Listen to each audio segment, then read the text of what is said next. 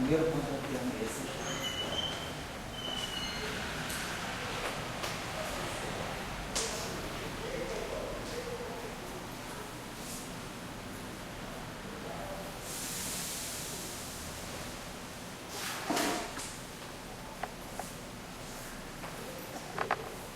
Então, agora eu vou calcular o segundo contratermo. Então, nós já sabemos, então, pela contagem de potências, né, que o segundo termo divergente, a segunda divergência é aquela associada a duas linhas de piscina diferentes. Então, gráficos com dois piscinas. Então, gráficos com dois piscinas, a gente sabe, eles vão entrar na parte quadrática, mas, na verdade, são a normalização do propagador, ou que nós chamamos de autoenergia. Então, o gráfico que está falando agora, eu escrevi para vocês calcularem, seria esse aqui.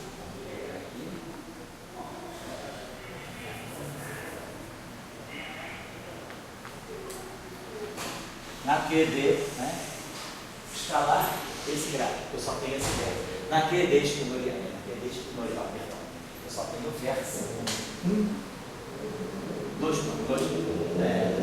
vértices, 2 elétrons, né, 2 elétrons, um fóton, parte de elétrons, né, e o fóton. Na QD escalar, nós temos o gráfico sigma. Então, quando eu for renormalizar, por exemplo, a função de onda, for calcular o mesmo gráfico, dois fios externos, se fosse naquele escalar, claro, a mesma coisa, eu tenho fio estar, fio, com os vértices, mas aí eu posso ter esse gráfico aqui, que é o gráfico de sigma, né? O gráfico da gaivota. Eu posso fechar isso aqui no propagador, eu teria, sempre naquele escalar, eu tenho um pouquinho mais de gráfico, porque eu tenho um vértice novo. Naquele espinorial, eu só tenho um vértice elétron, campo Dirac, fóton. Na PD espinorial eu tenho escalar, fóton e escalar, fóton. Efeito da classe bosônica. Então, não sei o efeito bosônico, pode ser uma descrição derivada segunda, não derivada primeira, como é o caso de Dirac. Então, na PD espinorial nós temos só esse gráfico. Vamos colocar aqui, então, o que nós temos, né? Então, é um gráfico de duas pernas externas, então vai ter que ter momento, né? A gente sabe que por conservação do momento, ou a gente coloca o momento P1 e P2, coloca o delta igual a zero, então a gente coloca já, sabendo da conservação do momento, entra aqui no momento P, vamos dizer assim. E vou dizer que o loop aqui, o fóton carrega o momento K. Então, vem o momento K, aqui eu tenho o momento K mais P. Então, ao escrever esse gráfico de Feynman aqui, nós temos os fatores de vértice. Então, lembrando, isso aqui é um propagador, aqui eu tenho Mi. Então, vamos dizer que eu tenho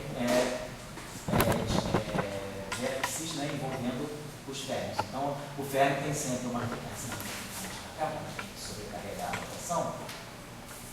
Esse momento mais para fora. E aqui nós temos o parâmetro alfa, o índice alfa, beta, gama, e aqui beta.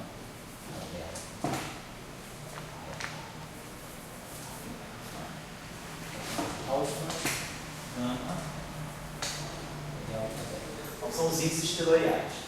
Os dois índices espinoriais se acoplam com a matriz gama-mi aqui, os dois índices espinoriais se acoplam com a matriz gama-mi aqui, e essa matriz gama-mi e essa matriz gama-mi são acopladas com o propagador.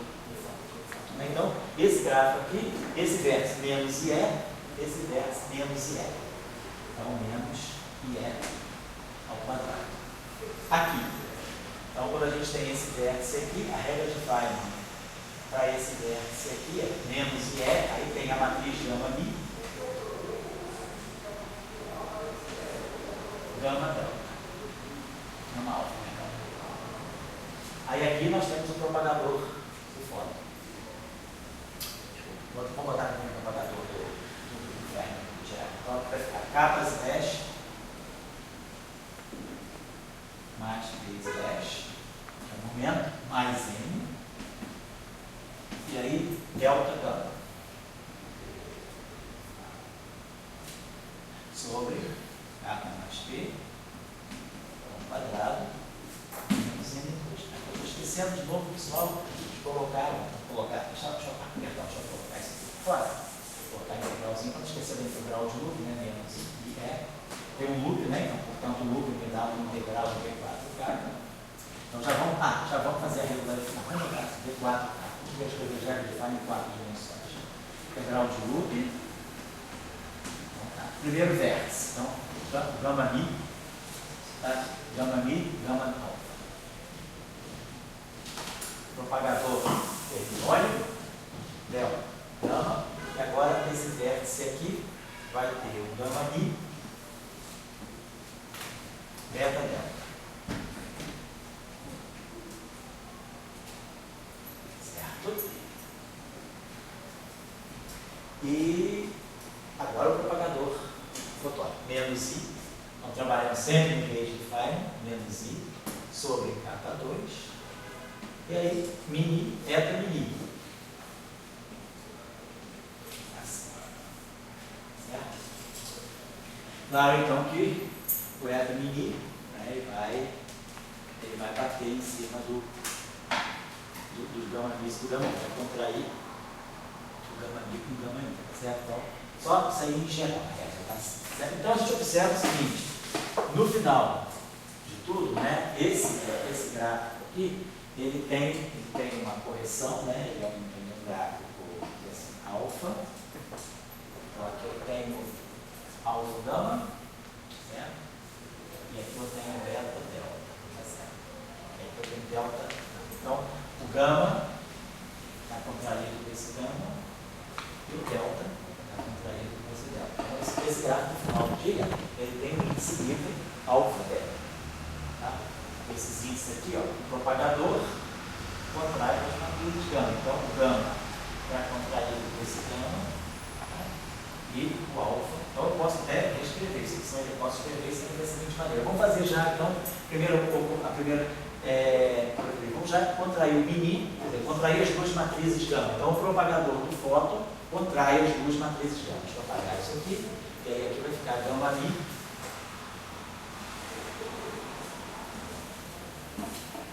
beta delta.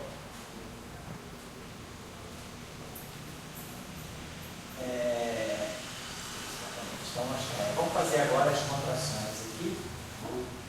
Observe que aqui tem matrizes gama, claro, aqui eu tenho a matriz de identidade. Quer dizer, na verdade, eu estou tendo um delta de delta, são elementos de matriz. O que eu posso fazer com essa matriz? Eu posso trazer esse gama para cá, né? Eu posso colocar esse gama para lá, aí eu vou ter traço, vou ter esse objeto aqui, deixa a gente colocar o alfa, vou colocar aqui o alfa.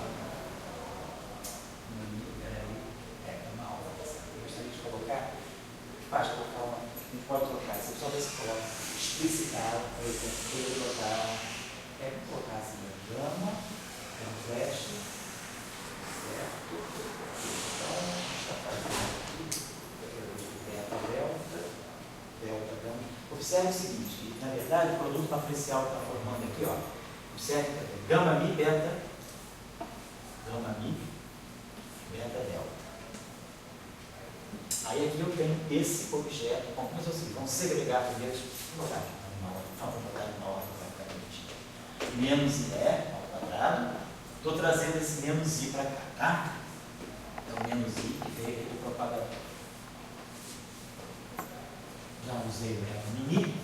Vamos colocar aqui a integral de U, vamos colocar aqui D4 capa. Por enquanto não estou regularizando, estou só organizando o gráfico ainda em 4 dimensões. Aí vou colocar os propagadores, um sobre K2,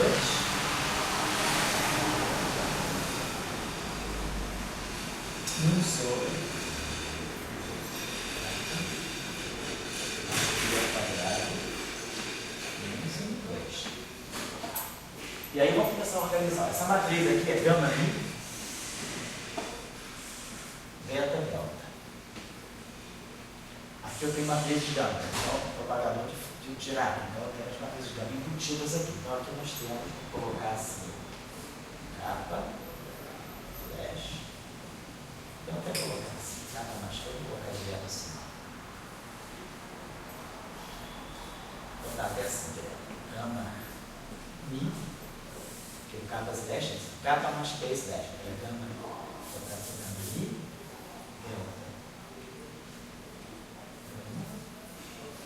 capa mais PI. é o T/slash. É a definição do slash. O que é o slash? É a contração com a matriz gama. Só que aqui, o elemento de matriz está todo na gama. Então, isso aqui é mais M. Claro, matriz e identidade. Matriz e identidade é delta de Dirac, delta de Kronecker, delta. Então, só escrevi aqui a matriz. E agora, a matriz gama mi que estava lá atrás, né? Aqui a matriz gama mi. Elemento delta alfa. Então, como vocês estão observando, isso aqui é uma matriz única. Isso aqui é a seguinte matriz. Isso aqui é, no fundo, é um elemento de matriz beta alfa. Então, isso aqui é um. Vamos botar assim. Vamos tirar então, fazer o seguinte, vou jogar esse kappa mais π, daqui para lá eu vou jogar, isso aqui não tem nada a ver com as matrizes de gama, isso aqui é puramente espaço-tempo de Minkowski. Então eu jogo isso aqui para cá. Vou colocar esse termo aqui, kappa mais π. Então isso aqui já saiu daqui. Kappa mais π. Isso aqui transita à vontade, isso aqui não tem nada a ver com matriz de gama, isso aqui vem com ele. Então eu jogo para cá. Só não pode sair da integral por causa do kappa. Eu joguei isso aqui para cá. E aí eu posso escrever isso aqui como uma matriz única. Isso aqui vai ser gama mi. Essa. Gama mi. Que multiplica gama mi. Peraí, aqui, perdão, pronto. Isso eu vou fazer. Perdão, só que eu me encontrei aqui, eu esqueci que tem esse termo aqui, não podia fazer isso, né? Depois que eu vi que a dimensão está errada, então vamos deixar isso aqui ainda como está. Vamos deixar assim. Só quero explicitar o produto, o índice matricial. Então, nós vamos ter a matriz gama mi. Aí aqui nós vamos ter gama mi, kappa, mais p mi,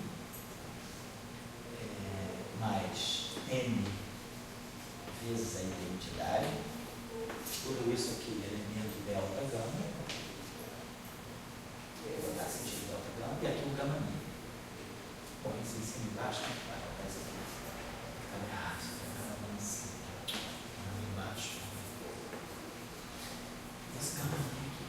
Bom, no final, esse produto matricial é essa matriz vezes essa matriz toda vezes essa matriz. O elemento é beta alfa.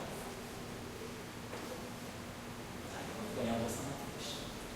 Claro que esse pedacinho aqui fica fácil de eu fazer isso pela gama mi, gama mi, gama mi. A gente sabe como isso, né? Não só usar a relação de anticomutação. Isso aqui é, uso aqui, isso aqui é menos gama mi, mais 2 zeta mi. Então, o primeiro termo dá menos gama mi, gama mi. Gama mi, gama mi é gama 0, mais gama 1, gama 1, mais gama 2, gama 2, mais gama 3, gama 3. Está 4. Então, aqui dá um fator menos 4 vezes gama mi. E aqui dá mais 2 vezes gama mi. Então, isso aqui no final do dia dá menos 2 gama mi. Vou colocar assim. E esse terminho aqui é gama mi, m gama mi. Gama mi, gama mi. Dá 4. 4 vezes a identidade.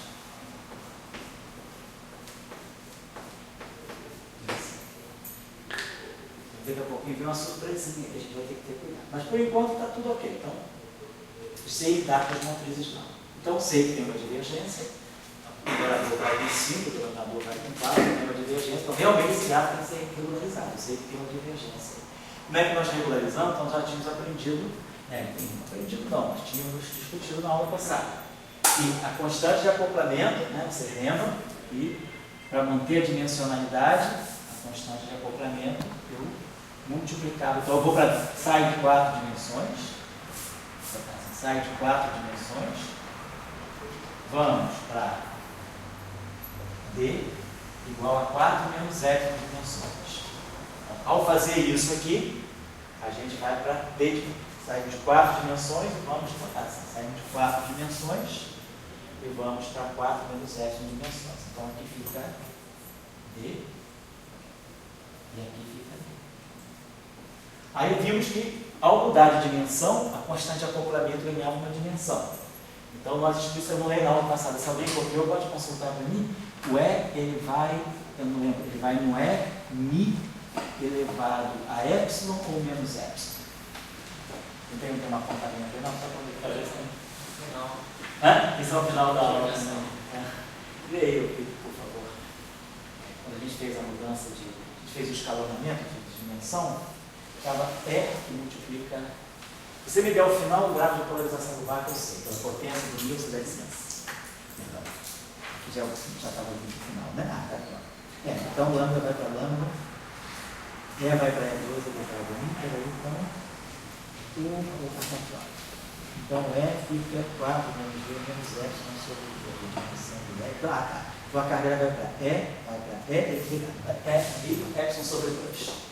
Então, quando a gente muda de dimensão, a carga elétrica, então, a constante de acoplamento E, ela vai com E, Mi, a epsilon sobre 2.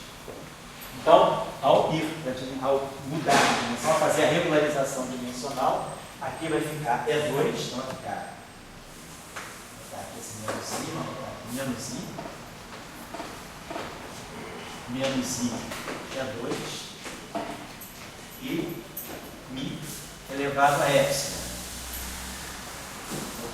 Foi a mudança de dimensão que me obriga a introduzir essa discussão. Nós tivemos com certo detalhe na aula passada, a consequência de introduzir um parâmetro de massa no esquema de regularização e no esquema de normalização. Então, a introdução de um parâmetro de massa é que mexe, se a teoria, por exemplo, inicial é invariante de escala, a renormalização, mesmo que a teoria seja completamente sem massa, sem nenhuma dimensão, o processo de renormalização introduz uma escala de massa, introduz um parâmetro de massa. Então, a regularização intrinsecamente carrega uma escala.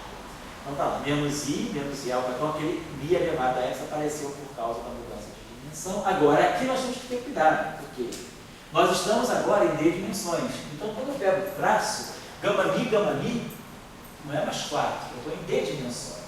Gama mi, é D. Tem D, sim, eu estou indo para D dimensões, então eu tenho gama 0, gama 1, gama 2, gama 2. Então, quando eu vou para D dimensões, a álgebra das matrizes gama, isso é importante, a álgebra das matrizes de Dirac, ela carrega também a dimensionalidade, no sentido de que agora eu tenho D matrizes, não 4. Então, vai ficar gama 0, mas gama 1, gama 2, gama 3, gama 4, gama D menos 1, gama D menos 1. Então, devido à meta, manter, a gente muda de dimensão, né? Mantém a meta com mais, menos movimento. Então, isso aqui estaria no traço, deu a soma deu D vezes a matriz de identidade. E aqui também. Então, D é 4 menos epsilon.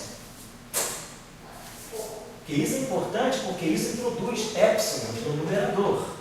E aí, epsilon no numerador, se tem epsilon no denominador, esse epsilon pode cancelar. E aqui eu tenho que usar a mesma coisa. Então aqui eu vou ter que refazer esse cálculo. Quando eu fiz gama mi, eu usei aqui a relação que define a álgebra de Clifford das matrizes gama. Isso aqui é 2 vezes eta mi, vezes a identidade, menos gama mi. Então até agora eu mexi na dimensão. Eu mexo na dimensão, porque eu estou simplesmente fazendo uma relação de anticomutação. Mas agora, essa contração aqui, tudo bem, ela vai me dar 2 vezes gama mi. Essa primeira contração. Mas essa contração é que me produz, ó, gama mi. Mas gama mi é 2. É D. Então fica menos. Então aqui vai ficar gama mi vai dar D. Então vai ficar 2 menos D gama mi. 2 menos D é 2 menos 4 mais epsilon. Então fica epsilon menos 2, ou menos 2 mais epsilon.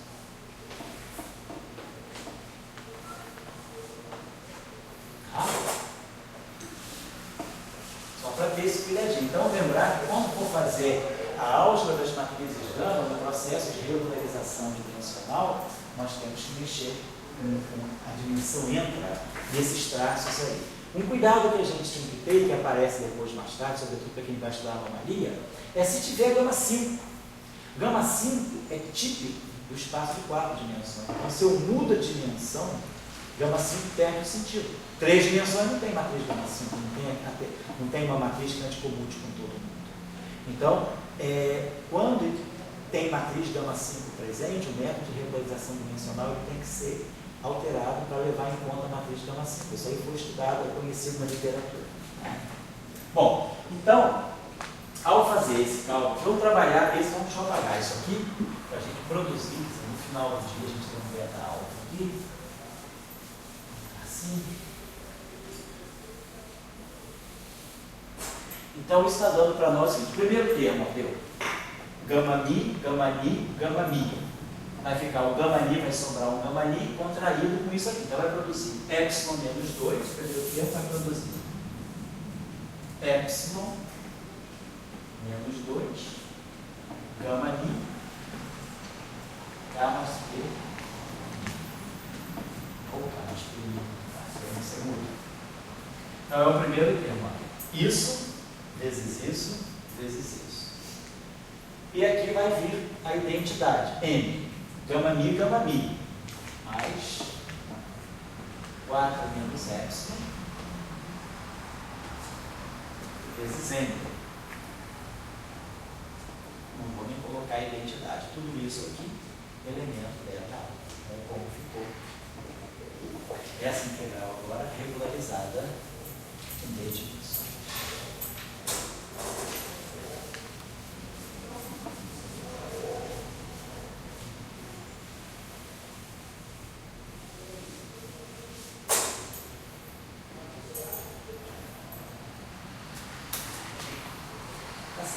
Então, agora, a segunda integral todo mundo sabe fazer. Ó. A integral lá é facílima. M sobre K2, K mais P ao quadrado menos M2. A gente já discutiu essa integral, sabe fazer a parte métrica, sabe integrar, bota os parâmetros de Feynman, não tem problema nenhum. A gente já sabe fazer isso aqui, usa aquela expressão 1 sobre A para B, integra em meia dimensão. Essa aqui também, não tem um só momento, mas na aula passada nós vimos como é que a gente faz uma integral quando aqui tem um K, né, um K mais P, em um momento do numerador, a gente já aprendeu na aula. Então, na aula passada, nós temos todas as expressões necessárias para desenvolver esse gráfico aqui. Então, eu já me sinto à vontade de dar para vocês a resposta. Em média, pegando esse gráfico, fazendo esse cálculo aqui, n vezes aquela integral. Então, aquela integral lá vai produzir alguma coisa que é 1 sobre epsilon. O 1 sobre epsilon, essa integral é divergente. Vamos pegar esse segundo termo. Ela aquela integral lá vai produzir o famoso gama de epsilon sobre 2, vai produzir o 2 sobre epsilon. Então ela vai produzir, aquela integral, com esse termo aqui, ela vai produzir um 1 sobre epsilon. O 1 sobre epsilon vai bater nesse 4, vai dar uma divergência, que ele não vai cancelar. Então vai produzir uma divergência que é 4 sobre epsilon vezes n. Quando eu pegar, e o outro termo que tem, vai multiplicar o epsilon. Epsilon vezes o 1 sobre epsilon que está aqui, vai dar uma coisa finita. Então, para efeito de contratermo, eu não estou preocupado. Eu quero saber o que sai de infinito dessa terra. Eu preciso segregar o infinito. Então, esse termo aqui, ele produz, esse termo aqui, ao bater com essa integral, aquela integral produz um 1 sobre epsilon. E aí, o 1 sobre epsilon que está lá, vai multiplicar esse termo, que multiplica n.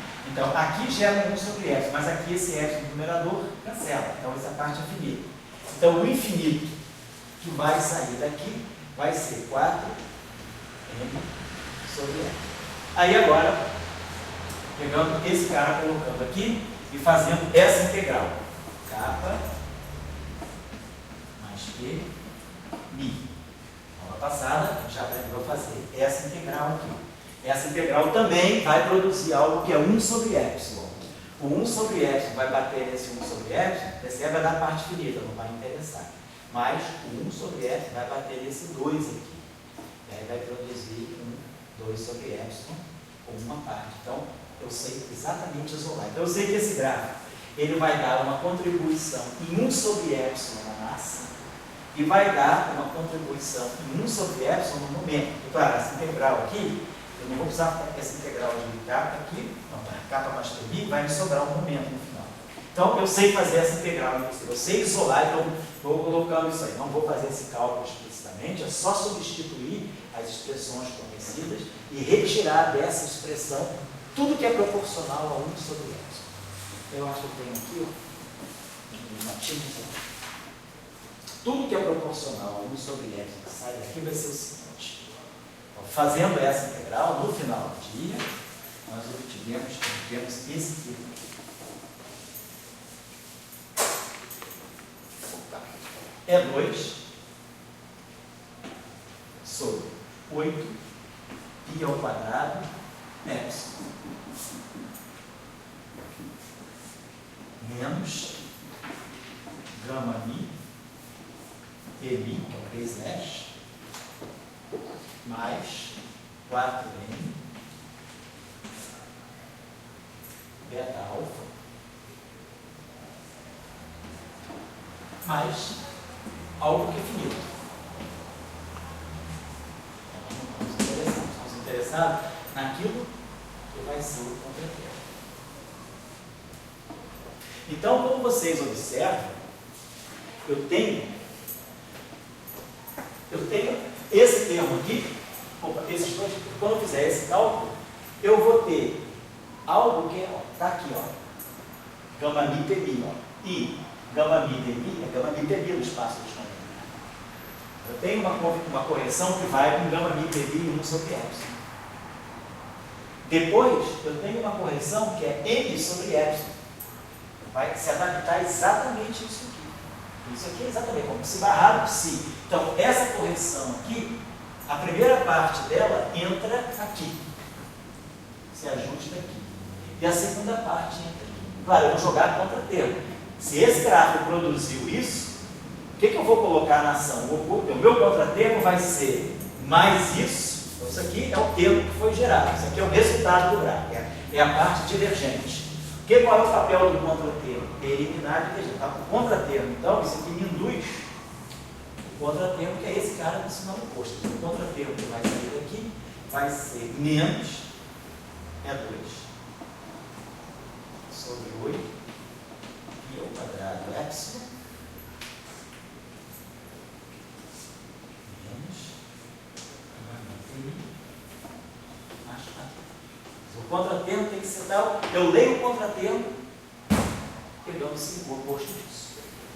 Então é esse contratermo que vai ser levado lá. Então vocês observam o seguinte: eu vou ter uma parte que vai entrar exatamente no termo cinético, com essa constante. E a outra parte vai entrar exatamente no termo de massa. Não é a mesma coisa, aqui tem um fator 4. E aqui tem um M. Então nós vemos o seguinte: esse termo aqui, ele vai induzir dois contratermos. Eu vou ter um contratermo, porque no caso do Maxwell, não tinha um contratermo do gate fix. Aquilo não induzia nada, aquilo não gerava nenhuma correção proporcional ao projetor. Aqui não. Aqui eu gero uma parte que vai só para o lado do termo cinético, tem uma divergência que vai para o termo de massa. Então, agora, com esse cálculo feito, eu tenho 2 contratermos a acrescentar. Um contratermo aqui, que eu vou chamar, para efeito só de fixar a notação, um kappa psi. Aí vai entrar psi barrado e gama mi de mi psi. Eu gerei um contratermo. Então, esse kappa psi que está aqui, ele vai absorver exatamente esse fator. Vai corrigir o gama mi de mi. E depois eu vou jogar um contratermo. Eu vou jogar isso que eu estou colocando aqui. Eu estou lendo de lá o espaço das configurações. Lá está no espaço dos comentários. E agora eu vou gerar aqui um termo que eu vou colocar kappa M, que está indicando que ele vai entrar no termo de massa. Vamos colocar assim, kappa M vezes. Ele sai proporcional a ele. Kappa M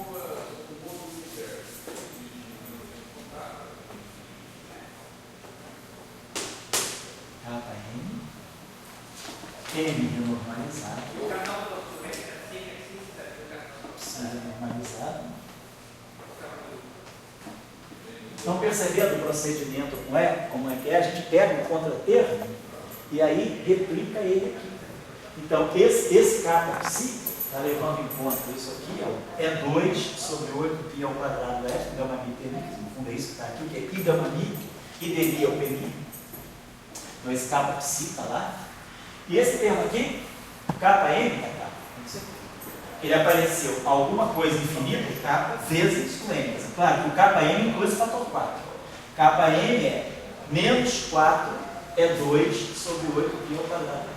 Certo? Então, eu já li o contratermo, o cálculo divergente, quando eu regularizo, ele já me dá o contratermo. Então, vocês estão vendo que o argumento de renormalizabilidade é esse. Para cada termo do meu lagrangiano, eu coloco o contratermo correspondente.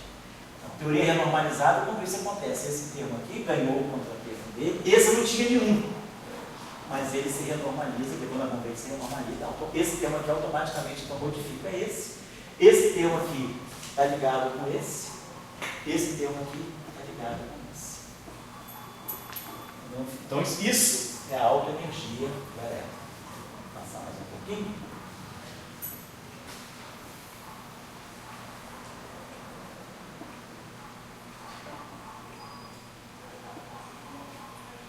Eu não estou colocando a parte finita. Então, vocês estão vendo o seguinte, que vai aparecer uma parte finita aqui, que eu não coloquei. Aqui, claro, estou só colocando o contratermo. Mas quando eu fiz o cálculo, aquilo lá me gerou uma parte divergente mais uma parte finita. Eu peguei a parte divergente para gerar o contratermo. Mas o cálculo daqui, isso aqui está me dando a parte 1 sobre epsilon, mais, vamos colocar assim, um sigma, posso chamar mais isso aqui, mais um sigma finito. Mais uma parte finita. Eu não estou colocando, não estou explicitando, mas a parte finita então vai mexer. É outra coisa. Não preciso usar para renormalizar. Para renormalizar, eu só tenho que ler o infinito.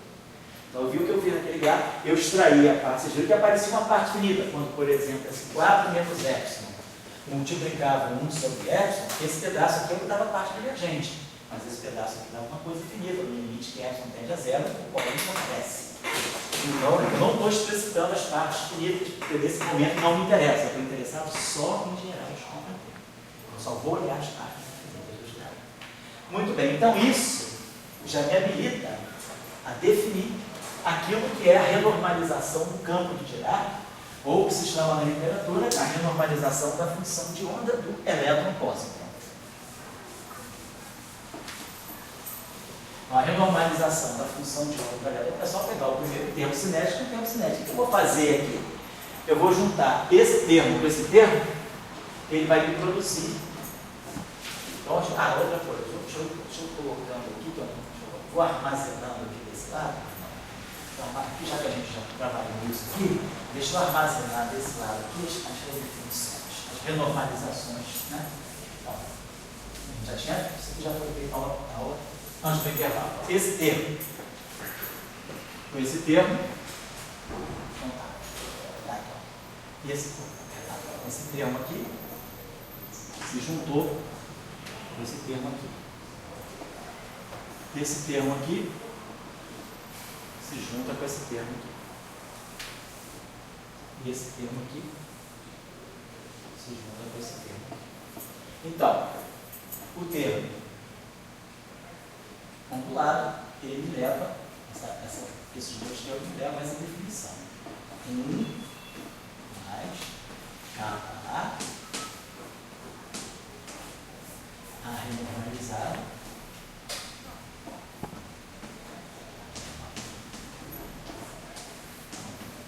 o campo dela. Isso aqui é claro.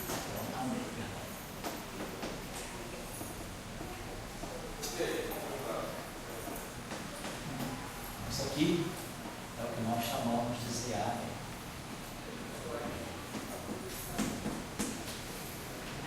Aqui, não precisei fazer nada.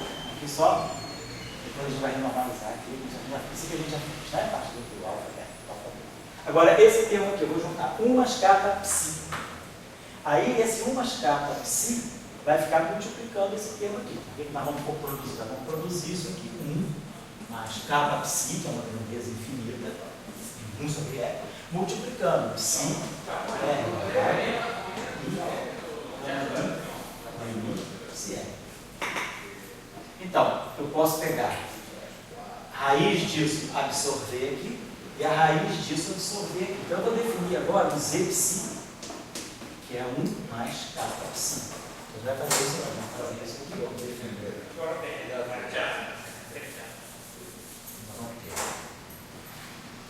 1 mais kappa psi elevado ao meio psi renormalizado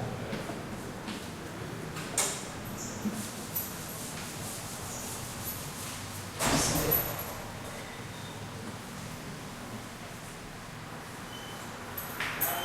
Vai ser o nosso Z psi.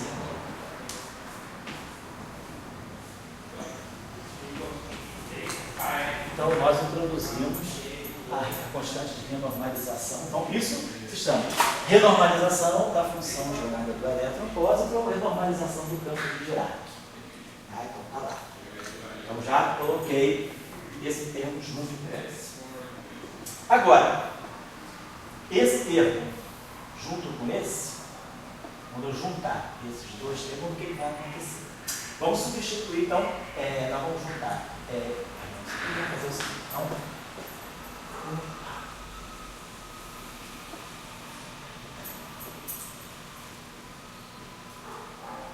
aí vamos ter uma coisa. A esse ponto, o que nós podemos fazer? Vamos voltar aqui da Lagrangiana. Então, quando nós juntamos esse com esse, nós já sabemos o que vai acontecer. Esse desaparece, juntamos e produziu aqui o berto. Aí, pegando aquela mesma definição e colocando aqui, esse cara ficou berto, aí apareceu Z menos meio, Z menos meio, Z menos 1 entra aqui com Z1 e aqui ficou alfa.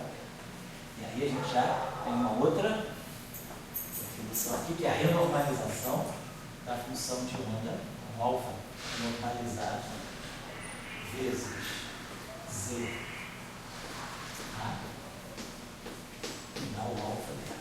Então, o parâmetro de fixação do gauge se renormaliza pela função de onda do fóton. Ele não tem uma renormalização independente.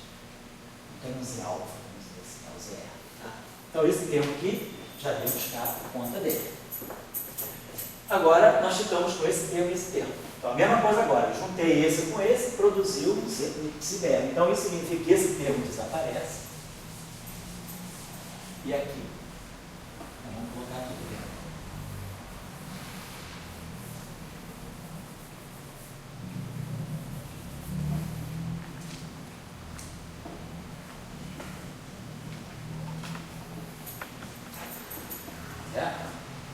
Agora, eu já sei que psi renormalizado, a renormalizado já está ligado com o psi dela. Então, eu já tenho uma renormalização para a função de onda do fóton, do elétron, do campo de ar.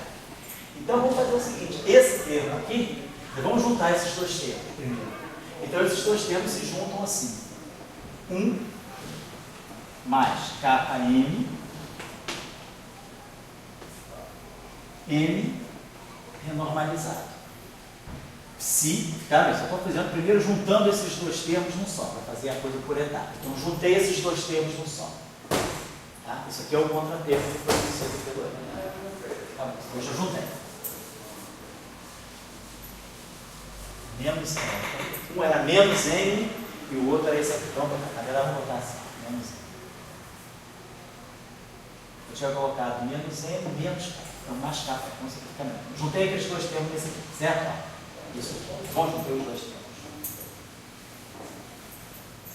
Bom, então, agora, esse cara aqui eu sei escrever em função de BR.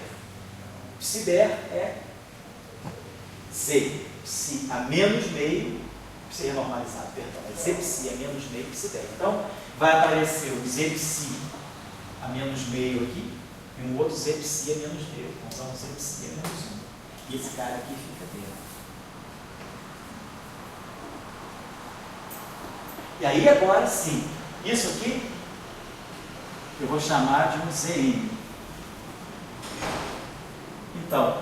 cara, combinado com esse, me define um parâmetro.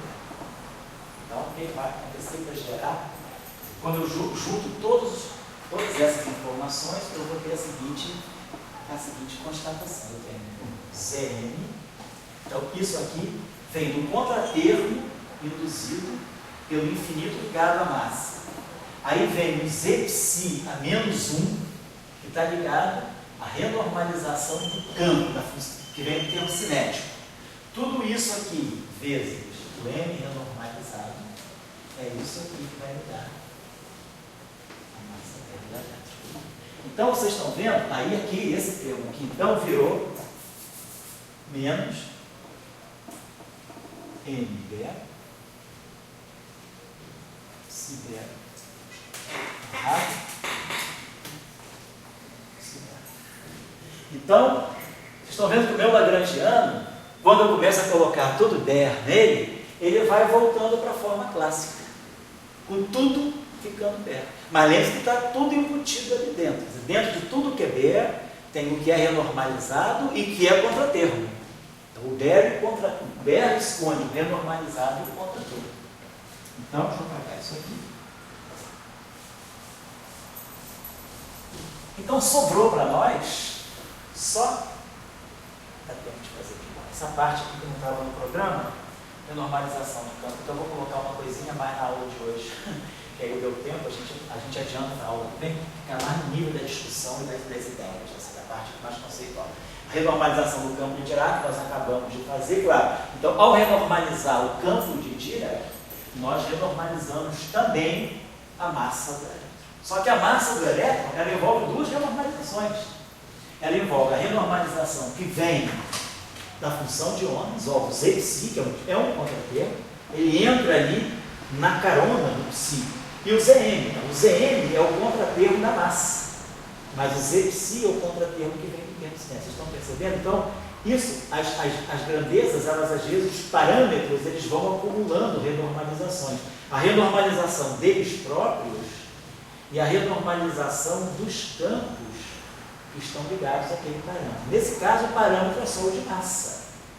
Então, eu tenho só a renormalização da massa. Mas, quando eu fizer o último termo, que tem a carga do elétron, vamos ver o que vai sair dali. Mas eu já tenho o campo AR ali, já tenho o campo psi-R ali. Então, um ZA vai entrar ali e um Z psi vai entrar ali. Então, quando eu for renormalizar a carga do elétron, eu já vou trazendo as informações das funções de ordem. Estão percebendo? Então, o cálculo com as grandezas renormalizadas vão induzindo os contratermos. Aí eu jogo os contratermos para cancelar os infinitos em cima das coisas renormalizadas. E aí começo a juntar e definir aquilo que eu quero. Esse é o procedimento. Mas na prática, na hora de calcular, esse verbo não serve para nada. Isso é só formal, para dizer que eu consegui esconder todos os infinitos. Na hora de calcular, você vai ter que fazer com tudo renormalizado e contratermo. Você faz o cálculo com a coisa renormalizada, ganha o infinito, o contratermo entra para cancelar o infinito, só uma grandeza infinita. Esse é o procedimento.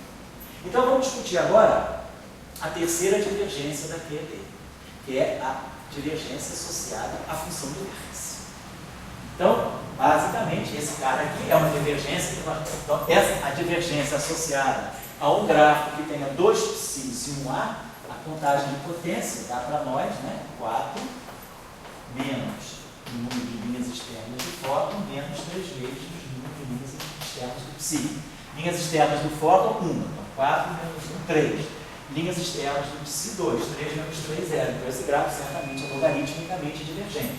Então, realmente trata-se de uma divergência que eu vou ter que executar. Então, não vou mais mexer nesse quadro aqui, porque eu vou precisar aproveitar ele. Então, eu posso fazer o seguinte, vou reduzir, vou tirar isso, eu vou trabalhar naquele quadro e vou acumulando os resultados. Vamos acumular os resultados. Ó. Então, nós já vimos que ZA, a meio, A, Mi, é o A, Mi, aí já vimos que o Z psi, a meio, vezes o psi,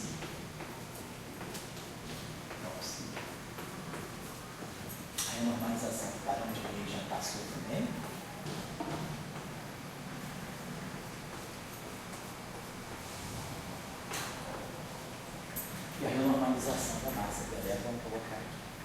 Vamos colocar essa aqui, tudo fica junto usando o mesmo ZA, então fica muito feio.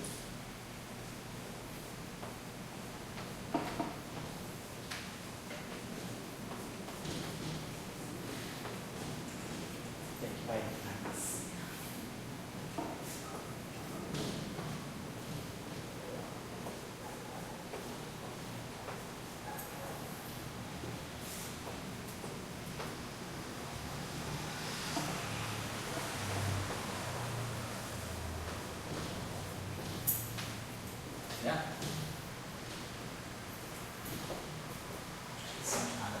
Então, agora vamos trabalhar a última divergência. Né? Então, paralelamente, o que vocês teriam que fazer no caso da QED escalar é fazer um cálculo e identificar quem é o KA. O que vai diferir da QED escalar para a QED exponencial vai ser o valor do KA, provavelmente o valor do K do Z psi, o ZA, o Z psi, aqueles coeficientes vai ter 2 sobre alguma coisa, os fatores numéricos, né? Os π ao quadrado, aquelas coisas que saem dos loop, né? Então, vocês vão fazendo esses cálculos aí no caso da QED escalar. Provavelmente, no livro do Greiner deve ter a QED escalar. Não tem muito contato com o livro do Ramon, mas no livro do Pierre Ramon, ele tem naquele Pierre Ramon, não no Ryder. O Ryder nunca faz a QED escalar, mas o Pierre Ramon tem algumas coisas da QED escalar que ele faz.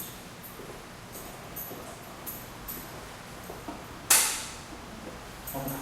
Então, o que nós temos que fazer agora é calcular esse gráfico, uma linha externa. A gente está calculando correção a esse déficit. Então, esse gráfico aqui, correção a esse déficit, pode ser esse gráfico. Esse gráfico aqui é muito importante na QED, muito importante para a discussão do fator da razão geomagnética, do fator G-2.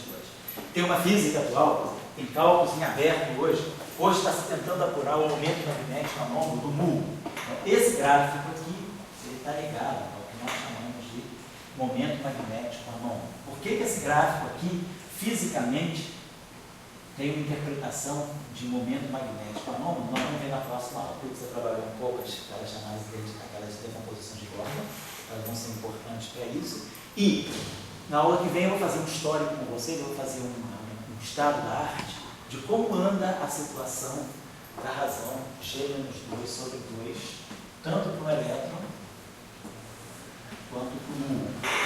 Para o tal você tem muito pouco.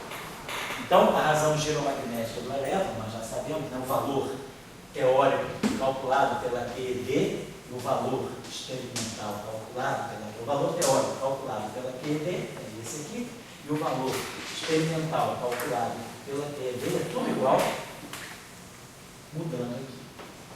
Então, a diferença entre teoria e experimento, no caso da QED, começa a acontecer aqui na 10ª casa decimal. Então, a gente vai ter uma diferença de praticamente 2 partes em 1 bilhão. Aqui já é na 10ª bilionésima, né? Aqui já é 9 casas decimais, então, no 10º de trilionésimo já vai acontecer a diferença. Então, bate muito. Esse é o resultado que sai desse gráfico, fazendo o elétron. Se nós colocarmos o muon, o acordo já é um pouco menor. E o muon parece que ele é mais sensível a uma física além do modelo padrão. Então, por exemplo, se aqui, no caso da QED, nós já discutimos isso lá no início do curso, quando eu estava fazendo com vocês a QED ainda não descolada do setor eletrofrágil.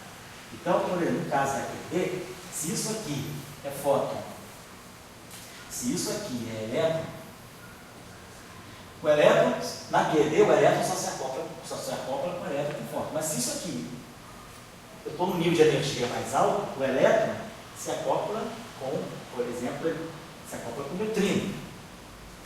Aqui não tem neutrino, cara, o neutrino aqui não vai poder se acoplar com o fóton, né? Então, o neutrino não se acopla com o fóton, poderia ter elétron, pressão aqui, eu poderia, não elétron com neutrino, eu poderia ter elétron trocando Zz ou trocando Higgs. Então, esse gráfico aqui na QED, ele só troca fóton. Mas, se eu estiver pensando, se eu estiver trabalhando num regime suficientemente alto de energia, eu começar a excitar o setor eletrofrágil, o elétron se acopla com o elétron, não só trocando fótons. Isso é só aerodinâmica. Na eletrofraco, o elétron se acopla com o elétron trocando fótons, trocando os zeros ou trocando Higgs. Então aqui vai poder circular o Higgs, aqui vai poder circular um Z0, ou aqui vai poder circular um fóton. Então, aqui eu começo a ter contribuições do gêmeos 2 vindo do setor fraco. Claro que o dominante é a QED. A QED já dá um setor dominante muito forte. Mas, por exemplo, inclusive partir objetos de crescimento. Então, eu posso, daqui a pouco, começar a ter a troca aqui, por exemplo, de neutralinos. Então, hoje em dia, esse parâmetro, essa grandeza gêmeos 2, tanto para o elétron quanto para o muon, são considerados testes de alta precisão para a gente poder ver se a gente tem informação sobre alguma física, por exemplo, além do modelo padrão, além da tipo supersimétrica. Então, tem saído resultados mais recentes sobre a troca de objetos supersimétricos aqui e quanto isso corrige no momento magnético anômalo do muon. Porque as medidas experimentais, à medida que elas forem mais e mais precisas, nós vamos começar a ver se a relação entre teoria e experimento vai ficando cada vez. Quer dizer, a QED ele dá um valor. A QED ele dá um valor fixo. Aí, se a gente começa agora a refinar, e tem uma diferença entre o resultado teórico e experimental. Se a introdução dessa física nova, em cima dos efeitos da QED, começar a aproximar o valor teórico e o valor experimental, isso significa que a gente vai estar tirando informação dessa física nova através desse processo.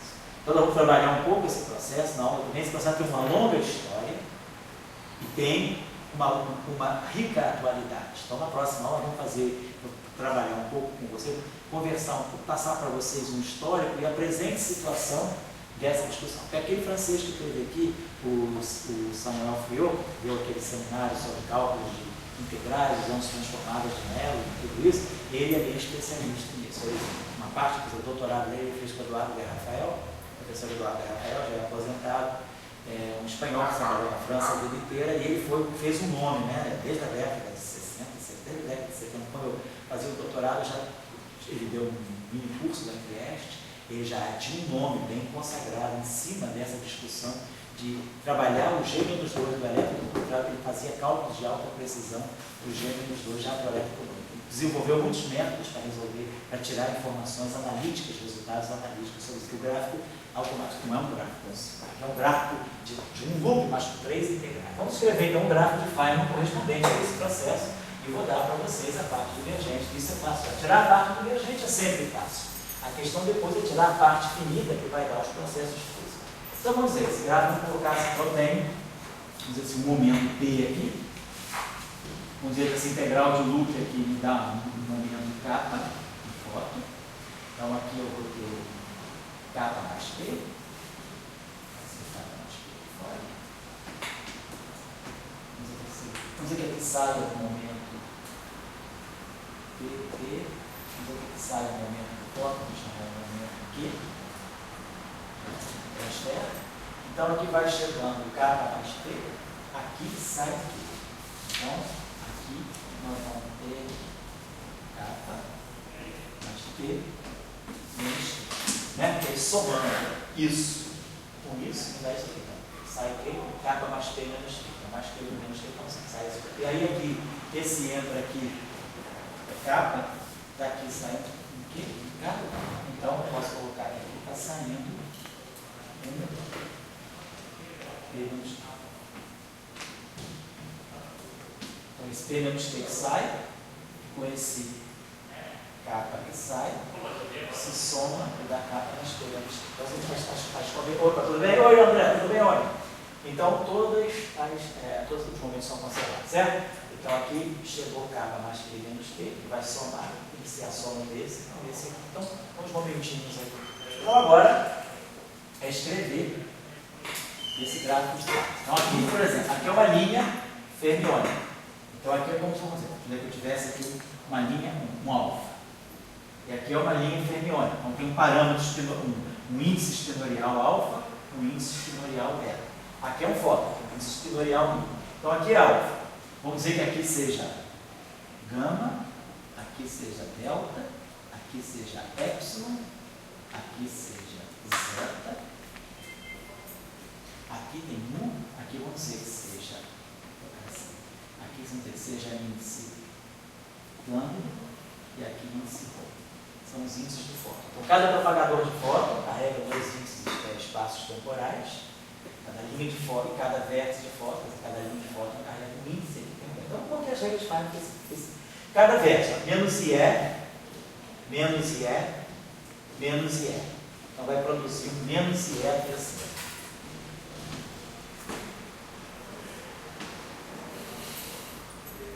Aqui é um vértice, então é um propagador de fóton.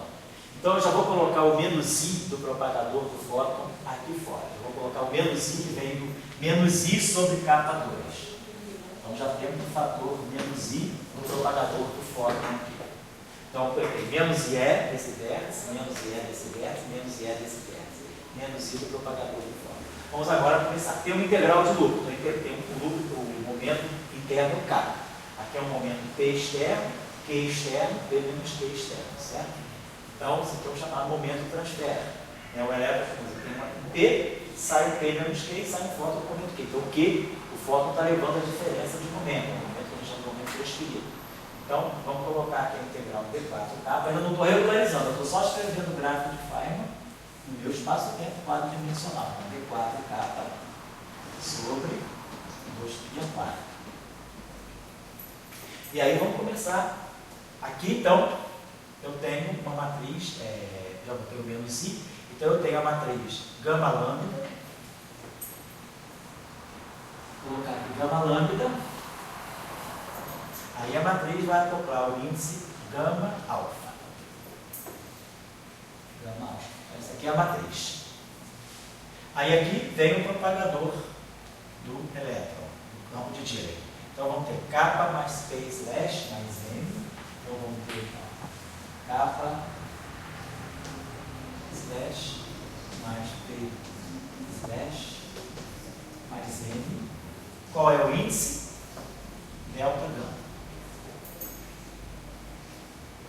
Sobre K mais P ao quadrado menos M2. Então já tomamos conta desse propagador aqui. Esse propagador aqui encontra esse vértice. Esse vértice aqui é com a matriz gama mi. Pelas regras de Feynman, matriz gama mi vai carregar y, índice epsilon delta. Então agora isso aqui vezes esse propagador aqui. Vai ficar agora um propagador maiorzinho, né? K mais P menos Q slash, K slash mais P slash menos P slash mais M sobre K mais P menos Q ao quadrado menos M2. O propagador agora zeta é mais zeta epsilon. São os índices de Dirac. Agora, esse propagador aqui é um gama rho. O campo vetorial aqui é uma rho. Então aqui eu tenho o índice gama rho. Gama rho, índice beta zeta.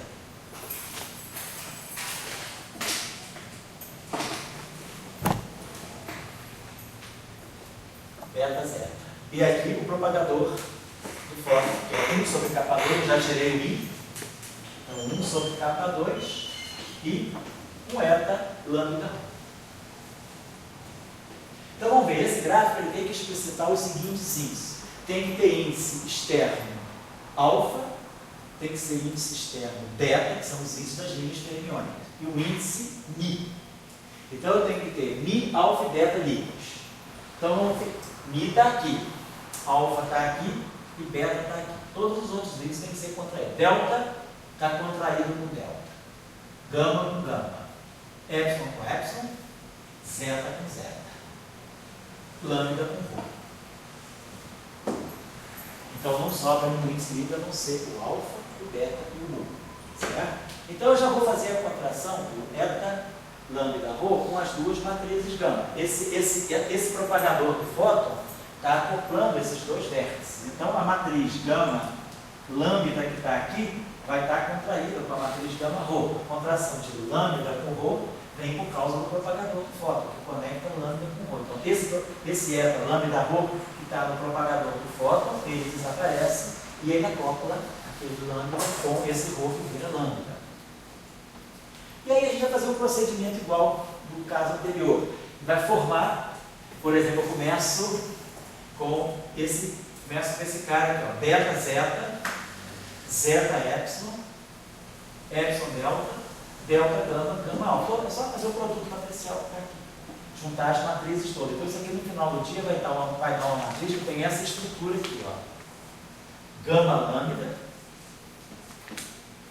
Aí vamos ter essa matriz aqui, opa, gama lambda, essa matriz aqui que é kappa mais P menos Q mais M, zeta, beta, zeta, zeta, epsilon, epsilon, delta, vai aparecer aqui o gama mi, delta, gama, então aqui vai aparecer o kappa slash, mais o P slash, mais M, delta, gama, gama alfa, gama lambda. Então, no final de tudo, esse objeto aqui, ele tem elemento beta alfa. Então, sobra realmente uma estrutura tensorial que tem índices espinoriais beta alfa e índice espaço-tempo U, porque aqui tem gama, sei lá, gama rho, kappa rho, gama rho, P rho, gama rho, Q rho. Então, isso está tudo quanto é índice livre. Então, no final de tudo é só o I, esse índice livre, esse parte índice livre. Então, eu estou colocando isso aqui naquela integral. Aí fazer, ó, tem gama com gama. Só que agora eu vou ter contração, ó, eu vou ter uma estrutura que vai ser desse tipo, então, gama lambda aqui. Aqui vem uma matriz gama, que pode, sei lá, ser um gama rho. Aqui um gama mi. Aqui um gama sigma. E aqui um gama lambda. Então eu tenho uma estrutura agora com 5 matrizes gama. Então é só fazer aquela historinha. Joga, troca esse com esse. Aí ganha aquela de 3. Aí vai usar o caso anterior que eu fiz. Vai ganhar uma de 3. Vou trocar esse com esse, eu vou produzir aqui um 2 beta lambda sigma e vou produzir aqui, vou trazer esse gama lambda para cá. Aí esse gama lambda vai ficar aqui, eu vou trocar ele aqui. Então eu vou reduzir essa expressão àquela expressão que eu dei anteriormente, com gama contraído com gama no meio e 2 gamas contraídos. Então essa expressão aqui recursivamente vai me levar aquelas duas expressões que eu coloquei para vocês anteriormente. Por quê? Porque aqui vão aparecer produtos, contrações que vão dar D. E D é 4 menos epsilon. Então a gente tem que ter cuidado que vai sair epsilon no numerador aqui. Então, essa expressão eu não estou trabalhando para vocês, tá? Mas vocês podem. Tá no livro? Vocês vão encontrar esse exemplo aí discutido. Então, mas vocês vão ver que esse aqui tem que ser trabalhado. Aí, trabalhando tudo isso, nós vamos ganhar uma integral com 3 propagadores. E aí, não vamos mais poder usar aquela expressão de U sobre AB. Vamos ter que usar uma expressão com 2 parâmetros de Feynman, A, B, C. Então, nós vamos ter uma integral entre 0 e 1 de dx e uma integral entre 0 e x de dy. Então, essas regras também eu dei na aula transanterior, que eram as parametrizações de Feynman com mais de 2 propagadores. Então, isso tudo vocês podem ver que também está no livro. Um livro que faz isso aí, em verdade, certamente o Greiner, mas o Greiner também trabalha razoavelmente bem isso aqui, mas ele não trabalha depois a questão do gênero dos dois. Então, para efeito de calcular a parte divergente, o Greiner está bom. Então, calculando esse gráfico aqui, a parte divergente, eu trouxe para vocês a parte divergente desse gráfico, dá para nós simplesmente isso aqui. Que a gente já está terminando essa parte mais chata, já dá para na aula que vem, assim, trabalhar mais os aspectos assim, de aplicações, cálculos de precisão, falar mais da parte numérica. Então, isso aqui, estão fazendo esse gráfico, fazer exercício de casa mesmo, que não precisa nem dizer, vocês vão calcular, isso aqui vai dar para nós, esse gráfico aqui, ele vai dar para nós a seguinte estrutura, E2 sobre 8π ao quadrado epsilon, gama mi, mais uma parte finita. Então, toda divergência, claro, está aqui, gama mi, beta alfa.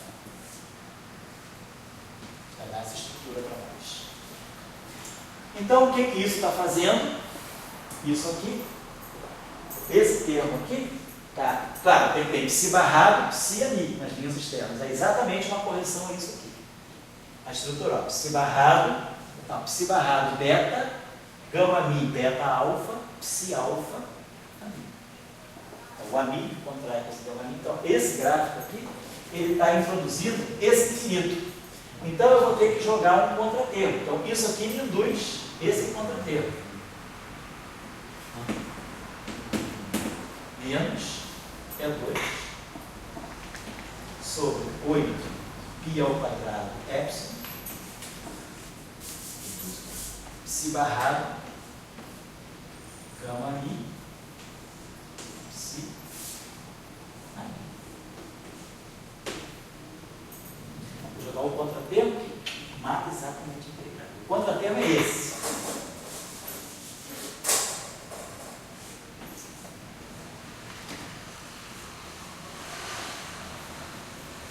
Então, jogar esse contratermo, que tem um psi barrado, um psi na lista, uma mi, exatamente eu estou fazendo essa estrutura.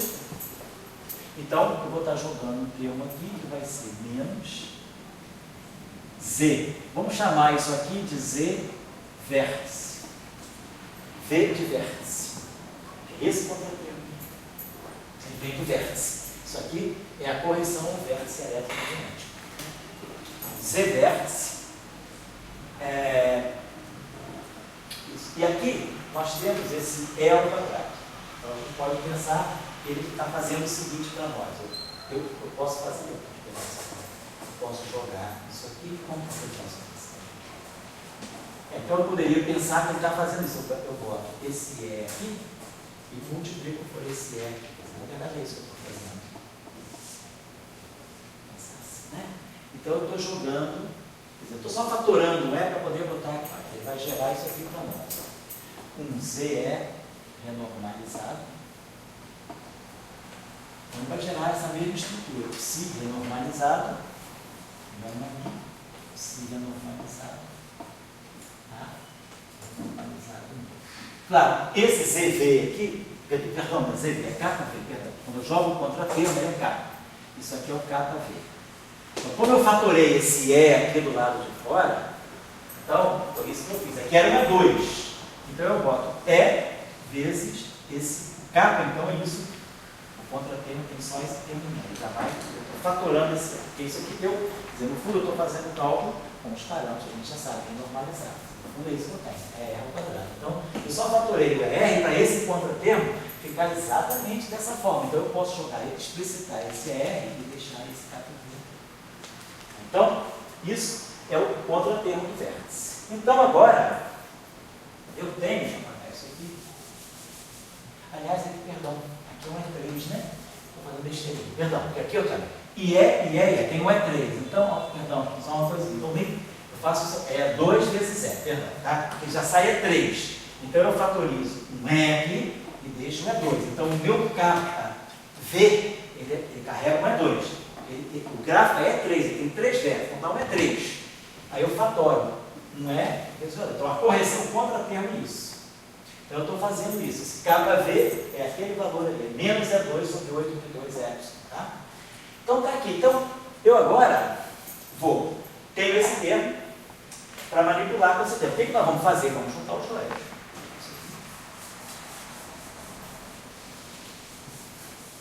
Vocês viram que reproduzir essa aula de hoje toma pelo menos uns 3 dias. Ler todas essas integrais. Bem seguido. Primeira etapa não dá para fazer de olho fechado, mas seguindo o livro, tentando fazer o passo a passo para resolver as integrais. O resto é fácil, só organizar os termos, mas a questão é ver como é que parametriza, os truques que tem uns truquezinhos aí no meio. Simples, mas são truques de cálculo. Então agora juntando esses dois termos, nós vamos ter menos 1 mais KV. Aí vamos ter ER, psi, normalizado, barrado, gama mi, psi, normalizado, A, normalizado. Essa é a estrutura que eu produzi com esse contratermo. Então eu induzi um terceiro contratermo. que foi o contratermo associado ao vértice. Nós tivemos o contratermo da polarização do vácuo, que é a função de onda do fóton. Tivemos, aliás, 4 contratermos. O segundo contratermo foi o da função de onda do campo de Dirac. O terceiro contratermo da massa do elétron. E o quarto contratermo do vértice, da interação eletromagnética. Então, nós temos cada contratermo gera uma constante de renormalização. Então, ZA, polarização do vácuo, ZPsi, energia cinética, parte cinética do campo de Dirac, Zm, a renormalização, o contratermo induzido em termo de massa de Dirac, e agora nós temos um KV associado ao vértice eletromagnético. Esse KV aqui eu vou chamar de ZV. ZV é 1 mais KV. Aqui vai sair um ZA a menos meio, AB, aqui, ó. ZA menos meio. Aqui vai sair um ZPsi a menos meio e aqui vai sair outro ZPsi a menos meio. Então daqui vai sair um ZPsi a menos 1, psi greve,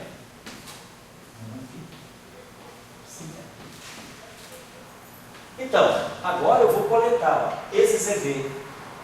Então a gente coleta ZV, ZPsi a menos 1, ZA menos meio, o R. Então a renormalização, a última renormalização que me faltou foi da carga do elétron, a constante de acoplamento. Então eu vou ter ZV, ZPsi a menos 1,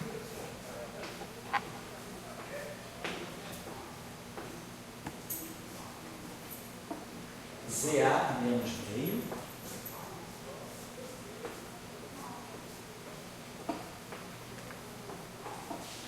é renormalizado.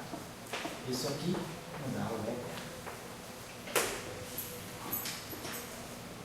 Então, esse termo aqui se incorporou a esse, me gerou isso aqui. E com as substituições que nós fizemos, então, nós podemos abandonar esse termo aqui, então, esquecemos esse termo e esse termo aqui. E no final de tudo, esses dois termos, então, eles se juntaram para dar isso aqui para nós. Menos psi-ber. Psi-ber.